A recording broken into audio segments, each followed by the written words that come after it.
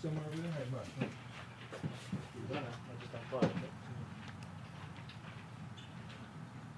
How many outlets do you need? Just 2. How many years were you the warden at Holman? 30. Oh, well, I was warden for 18. I worked in the prison system for 35. 35 years. And you grew up where? In Alabama? Right here. Tell me about your childhood. You had both your parents? Yeah. How would you describe your childhood? Oh, just normal. Went to school, finished school, went to college, finished that. Come back here, built a house, and I'm 9 miles from the prison. I lived here most of the time. I've been moved around all over the state at different prisons. How many prisoners did you have at Holman? Approximately 1,000. And you had death row inmates at Holman? Right. Holman's the only prison in Alabama that has the death penalty, has executions, right? As warden for 18 years, what's your view on the death penalty? Do you see it as an effective way to control crime or keep society in line? Well, I think you have to on bad cases. You can't, for certain things you can do other things, but the way death row was set up, it's pretty bad. You have to have a pretty bad crime to be put on death row. You have to have a combination of murder, robbery, murder, rape, or something like that before you qualify for it. But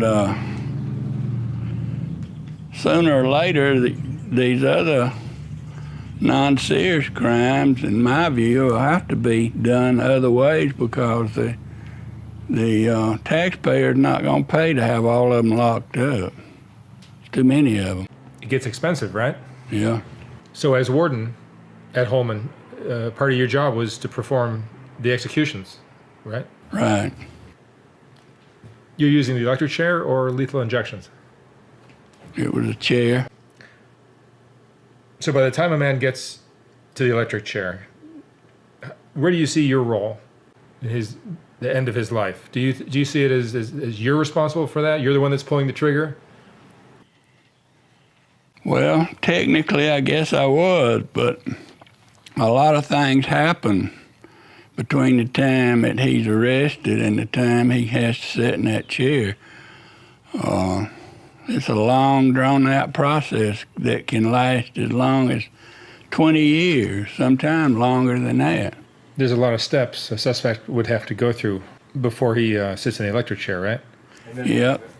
A crime committed, and there's an investigation, and then they follow the investigation until they arrest somebody, and then he's arraigned, and then he's tried, and 12 people sit in judgment on him, and if he's convicted, he goes to prison, goes to death row. Then his appeal process starts, and it is long and drawn out. Alabama Supreme Court, Court of Criminal Appeals, state court, it can last on and on. So by the time he gets to the electric chair, it's pretty certain that he's guilty. By the time, yeah, well, not always. There's some time they can go right up pretty close to the time, and the attorney come up with something that he appeals one last time to the Alabama Supreme Court, and they'll give him a stay. It don't always last. Might last a day, might last a week, might last 3 or 4 years. But most of the time, once I'm served or was served with a warrant, a death warrant, then it's getting really serious. I get that warrant 30 days prior to the date. And during that time, the attorneys for both sides, they get busy. And they try to come up with something to stop it. Sometimes they do, and by that time, most times they didn't. What is that death row inmate's last moments like before he is executed? Can you describe that? Well, you talking about the day of. The day of, yeah. Well, the day of, the inmate would spend most of the day with his family on the visiting yard. We'd leave him out there approximately 2 hours before the time to get him ready. And we'd take him off the visiting yard, escort him back to his cell. The execution team would get him dressed, shave his head, shave his left ankle, and get him ready. By that time, it's right around 12 a.m., 12:01 a.m., and they would call me. I'd be in my office. I stayed in my office. 12 a.m. midnight. Do what? Midnight. Yeah. Yeah. I'd stay in my office while they did that in case we got a call from the governor or from the attorney general or from the court putting it off. If we didn't, then somebody would man the phone while I would go to the death chamber. By the time I got down there, they've got him in the chair, strapped in, ready to go. By law, I had to read that death warrant to him. And I would ask him if he had any last request or statement. Most of them didn't. If not, then I would tell the two officers in the death chamber to make him ready. Final readiness was putting the helmet on him and putting the ankle bracelet on him. And then I would leave the death chamber, go in next door to the equipment room. The two officers would come out. We didn't want to leave anybody in there with him for fear that somebody might pass out and fall into him. And once they come out, they'd give me a signal, tap on the door, and it was all over with. It's just a flip of a switch? Press of a button. Press of a button. How did this affect you personally, doing this? Well, How many did you perform? I did 17 men and 1 woman. How did it affect you personally? Well, that's a good question. I've never let their problem become my problem. And I didn't put them there. I didn't go out and arrest them and sit in judgment on them. Once they got there, that was their problem. And they knew that. And I tried to treat them in such a way and had my staff treat them in such a way that when the time came, you know, we didn't have to look away from them. We could look them in the eye and let them know what's fixing to take place and what to watch for, and, you know, here it comes. And afterwards, you know, it lays on your mind. It did me, but not a guilt thing, just hoping that I had done everything to be sure that his case was as perfect as it could be, that there was in no way me or my staff the cause of him having to sit in that chair when maybe he shouldn't have. If he shouldn't have, then it was somebody else's mishandling, not us. So, you know, I don't lose sleep over it. To tell you the truth, very seldom think about it. What kind of reactions would you see from the men as they approach their last day? Not a lot.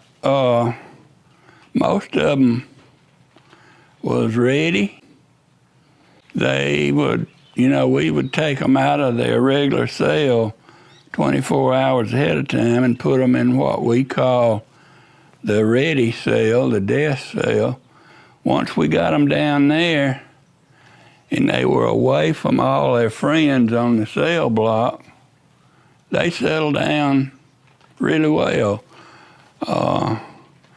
I can only recall one that seemed like he carried a grudge to the chair, but the rest of them didn't. They let it go, and most of them, at one time or another, during that short period, admitted what they done. Eventually, they admitted their crimes. Yeah. Not all of them, but most of them. Is there one in particular that stood out in your memory? Yeah, but I can't recall his name.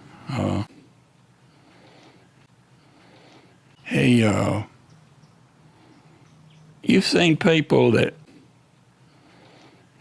carried, I don't know what you'd call it, but they was mad all the time.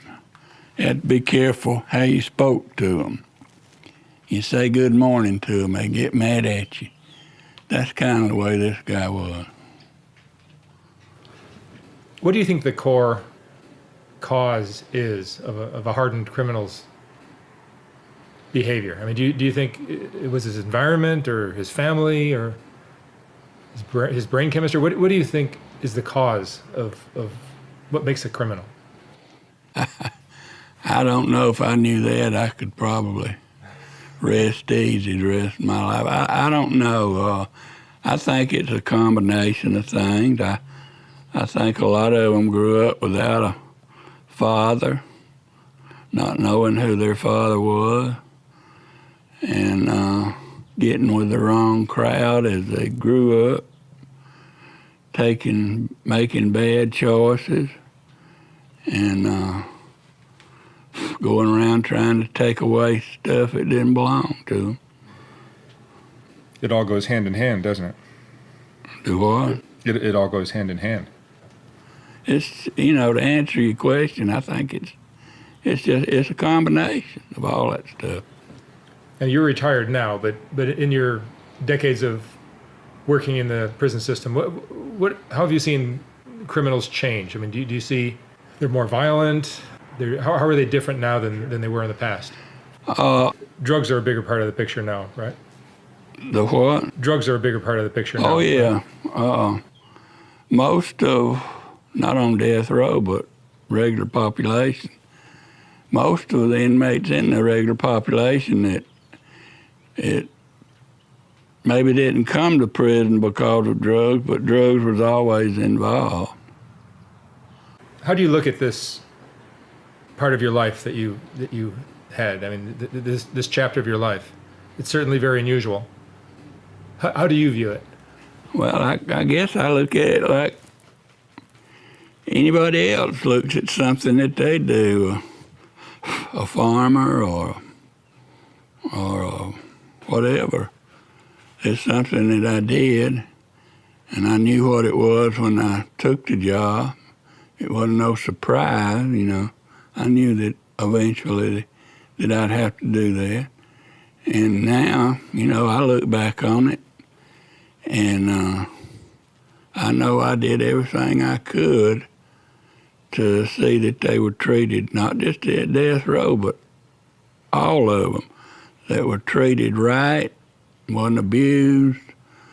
And at the same time now, we didn't let them do us that way either, but we didn't have that much trouble.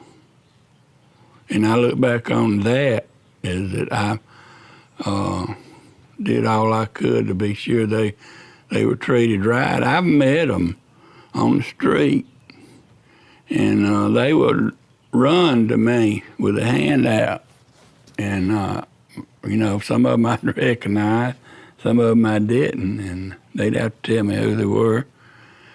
I've had some of them tell me, I kept them from getting in bad trouble in prison. And I knew by something I could gauge what I did. Maybe I did all I could to do what was right. I don't have any regrets of anything. And the main thing, I mentioned it a while ago, I did not let people put me on a guilt trip about what I had to do, and I did not allow the inmate's problem to become my problem. They had to do what they had to do. I did what I had to do, and they just have to let the rough end drag. All right, Charlie. Thank you so much for talking with me. Very interesting. Thank you.